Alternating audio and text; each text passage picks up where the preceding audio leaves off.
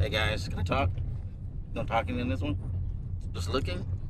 At ayun na nga, nag-decide ako mag-voice over. Kahit bulol-bulol at hindi ko alam kung anong sasabihin ko. At ayun na nga, is on the way na kami papuntang bus station. At ito na nga, nakarating kami. Meron sila ditong lounge para sa mga first class at royal class yata yan.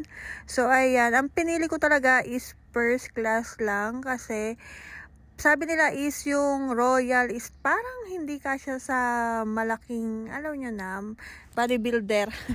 Hindi, yung pang mapitit lang siya, yung pwedeng higaan. So, wala pagkain dito, kaya yan, lumabas na lang kami sa tabi ng The Lounge is may pagkain. Bumili lang kami dyan ng manok at spam or yata, ganyan.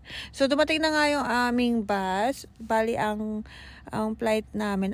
Bus lang bus. So, ang oras pala ng alis namin is 12:15.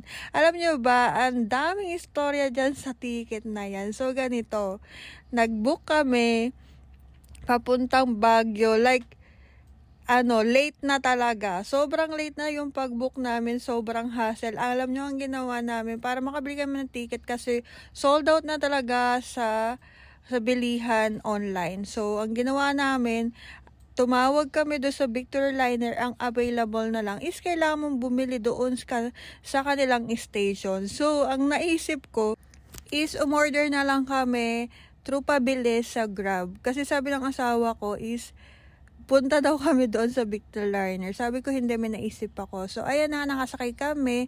May pa-free pala silang water and snacks dyan. So, ito pala yung bituka or bituka na sinasabi nila. Hindi ko alam, basta kinunan ko lang. So, ito na nga at late na kami nakarating ng Baguio. Parang 6 yata or parang ganon. Tapos, nakikita nyo agad yung fog. Ayan o, kitang-kita na yung fog. Excited na ako kasi first time ko lang makapunta sa Baguio. Gustong-gusto ko talagang pumunta dyan. Tapos sabi nila pag nandito na daw is malapit ka na talaga sa Baguio. Konting kembot na lang. So ayan na nga yung bundok, may fog. So ito na nga, nakarating na kami sa station and then sumakay lang kami papunta sa aming unang book ng hotel. So ito lang, ibinook ko lang. 1 day lang kasi talagang urgent lang yung pagpunta namin. So February 12 kami. Dapat 13, kaso wala na. Puno na lahat talaga. So, ito yung aming room. Ayan yung kanilang CR. May pa-commentary. Commentary kasi. Ayan, sabi sa inyo, yung magbo-voice over. So, follow for part 2.